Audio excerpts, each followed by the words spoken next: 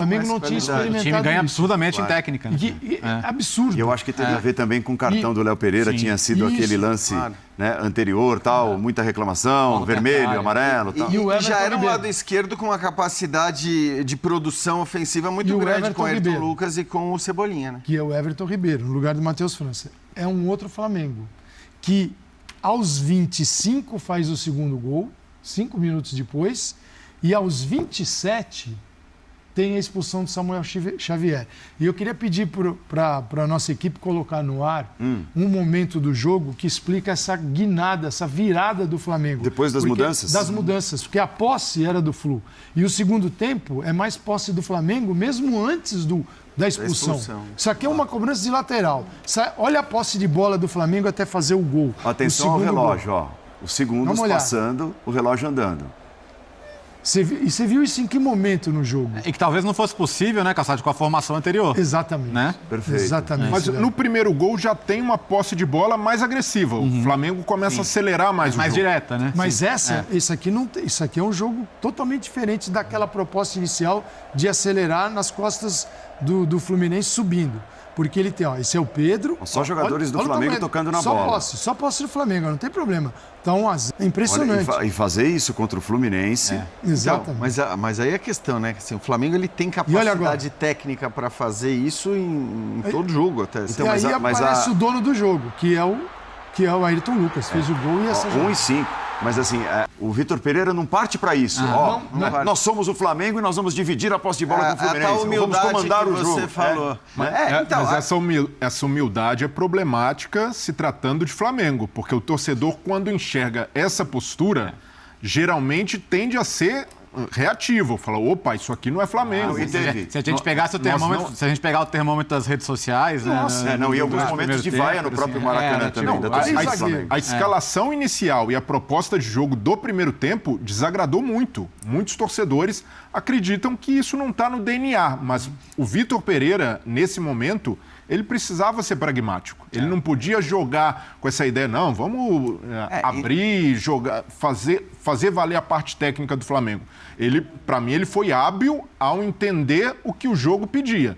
E nisso, ele foi muito bem. O Fluminense é um adversário incomum nesse sentido, né? Por isso que acho que, como o Breider coloca, a identidade do Flamengo para a temporada não pode e não vai ser essa. Não vai, porque assim, o Flamengo é um time que, os jogadores que tem, pelo elenco que tem, e até mesmo por uma certa exigência do torcedor, que quer se identificar com o que ele vê em campo, o Flamengo não vai jogar 38 rodadas do Brasileiro assim, nem 6 rodadas de fase de grupo de Libertadores, até porque o adversário não vai ter interesse em agredir, em sair, em tentar sufocar. Então o Flamengo vai ter que achar ainda soluções de criar, de furar bloqueios, de ser menos lento com posse. Acho que tudo isso são circunstâncias que ele vai tentar achar, mas estando no cargo é mais fácil, né? Não, e tem outra coisa. Claro que a gente está falando de um contexto que o adversário é o Fluminense, que gosta de ter a bola, que vai jogar mesmo contra o Flamengo, que não vai se intimidar. A gente está falando de um contexto que era um contexto, ou é ainda até um contexto complicado para o Vitor Pereira, né? Olhando para a questão do que aconteceu até agora e do que significa essa final do Campeonato Carioca,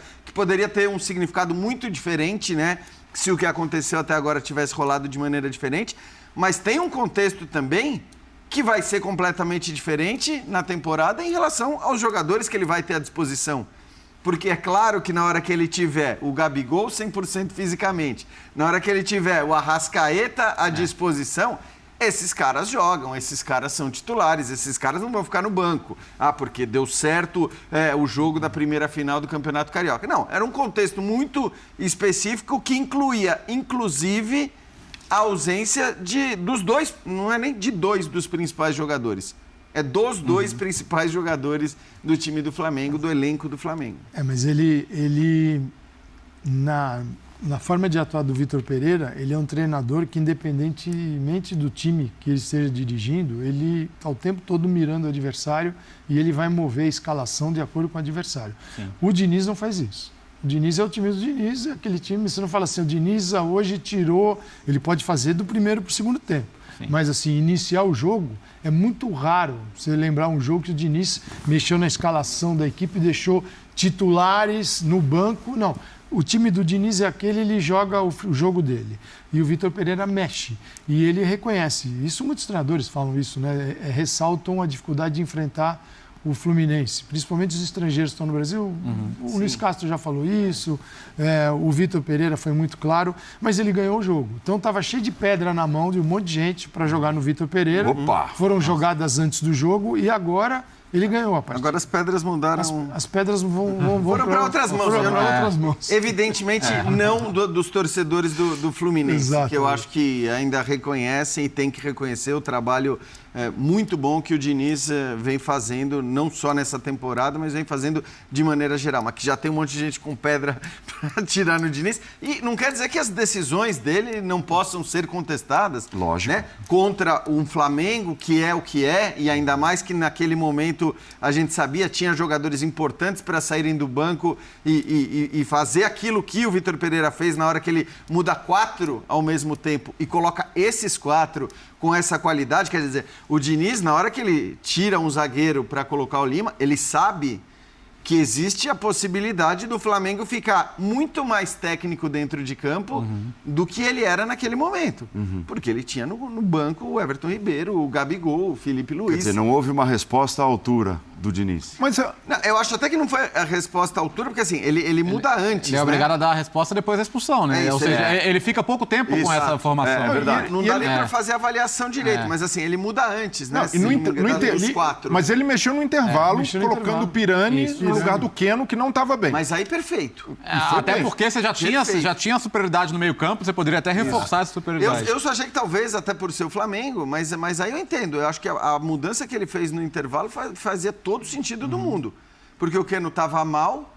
Da outra vez, inclusive na final da Taça Guanabara, ele tira o Keno e coloca o Lima, né? Se não me engano. E o André recuado no intervalo também. Que, aliás, o André fez um baita primeiro tempo. Que jogador é o André? Nossa Senhora. O André é gigante, assim. Como faz a diferença no meio de campo? É um jogador enorme, assim. É um jogador de um nível absurdo. Então, assim, eu acho que a mudança primeira do Diniz foi muito boa. E era uma mudança interessante. E não tinha para onde correr também. Se ele quisesse manter a característica e colocar um jogador de velocidade, olhava para o banco do Fluminense e não tem.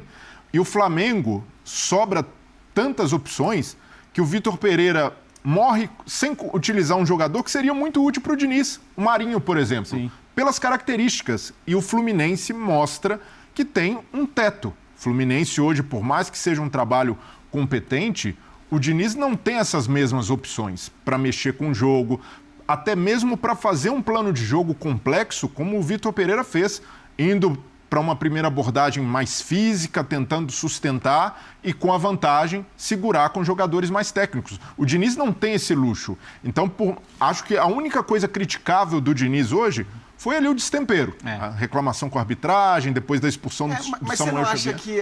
Eu não sei, eu acho que assim... Por olhar para o adversário, que é o Flamengo, com toda a qualidade técnica que tem, com os caras que ele tinha para ainda colocar do banco de reserva, e de fato colocou quase que na sequência. Mas é que esses caras, para mim, que são questionáveis do ponto de vista... O que ele tem no banco seria suficiente para alternar a forma O que eu estou falando, só o que eu discuto, talvez é a saída do zagueiro. Eu acho que a mudança ali de você tirar um zagueiro, né, sendo que você não está jogando com 3 zagueiros. Então, a mudança de você tirar um zagueiro para colocar o Lima naquele momento contra quem é, porque acho que assim... E o Léo já falou, isso já deu certo em outras vezes. No outro jogo mesmo deu certo. Ele não pode ser demonizado por isso. Não pode. Então, mas a questão é o tamanho, é o peso do adversário, né? A qualidade técnica do adversário. E o risco que você corre. E talvez o fato, né, Jean, de hoje ser o primeiro de 2 jogos, né? Então, por isso, você tem um jogo de volta. Acho que esse é o ponto principal. E você sabe do risco. E o Diniz, ele é, de fato, um técnico de correr riscos. Ninguém vai dizer que ele peca pela omissão, pela covardia. Você quer um atestado de qualidade do trabalho que eu acho discutível? A gente passou os últimos dias discutindo quem era o favorito. E se olhar elenco com elenco, como é que você ia discutir isso? Né? E muita gente chegou a dar o Fluminense como favorito para a final, porque... Analisando o que jogava. Analisando o que cada um estava jogando. Né? Mas aí tinha muito demérito também. Óbvio, né? sem dúvida. O Fluminense muito mais cara de time, méritos do Diniz, e o Flamengo muito mais pela qualidade individual e algo meio bagunçado é o que se via. O técnico que dirige o melhor elenco do Brasil pensou hoje primeiro em como neutralizar as virtudes do Fluminense e depois a humildade que em como potencializar o seu seguinte, time. Se ele tivesse à disposição o Arrascaeta, você acha que o Fluminense... Vou escalar um Flamengo aqui do jeito que o povo quer. teria o Santos, Fabrício Bruno, Davi Luiz, ou o Davi e o Léo Pereira. Aí o Varela e o Ayrton Lucas laterais, Thiago e Gerson, Arrascaeta, Everton Ribeiro, Gabigol e Pedro. Ele escalaria esse time hoje para se ele tivesse muito improvável. Esses, até porque, aliás, vale um parênteses, está falando já? Depois o VP. Vitor Pereira começa a falar nesse instante e nós vamos ao Maracanã ao vivo. É para abastecer a nossa conversa aqui depois. E queria também que você falasse um pouquinho sobre o Ayrton Lucas, que fez o primeiro gol, deu assistência para o segundo. Enfim, estava até envolvido na jogada que teve expulsão para o jogador do Fluminense, porque acho que foi um dos grandes destaques do jogo de hoje, né? Boa noite. Boa noite a todos. Assim, o jogo foi, eu para destacar individualmente, não há dúvida nenhuma que o Ayrton fez um belíssimo jogo, mas a equipa no seu todo, para mim foi consistente. Uma equipa consistente, que soube exatamente o que tinha que fazer para defrontar um adversário forte, mas a saber explorar bem algumas debilidades que eles também têm, nós também temos, mas acho que foi um jogo consistente, um bom jogo, de uma maneira geral, de todos os jogadores. E estamos no intervalo de uma eliminatória, de uma final, a ganhar 2-0 ao intervalo e temos mais um jogo para jogar. Aqui, Vitor, aqui atrás. Aqui, ó. Tudo bem? Boa noite, parabéns pela vitória. Flávio Amêndola da Band.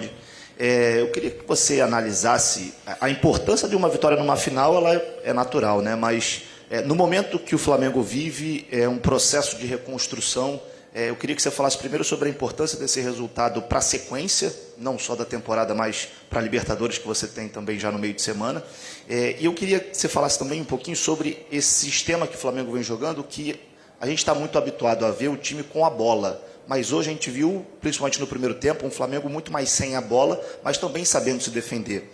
Você espera isso para as próximas partidas ou hoje foi um caso específico porque o Fluminense é um time com características também de ter a bola? Obrigado. Os jogos com o Fluminense têm sempre este tipo de característica, não é?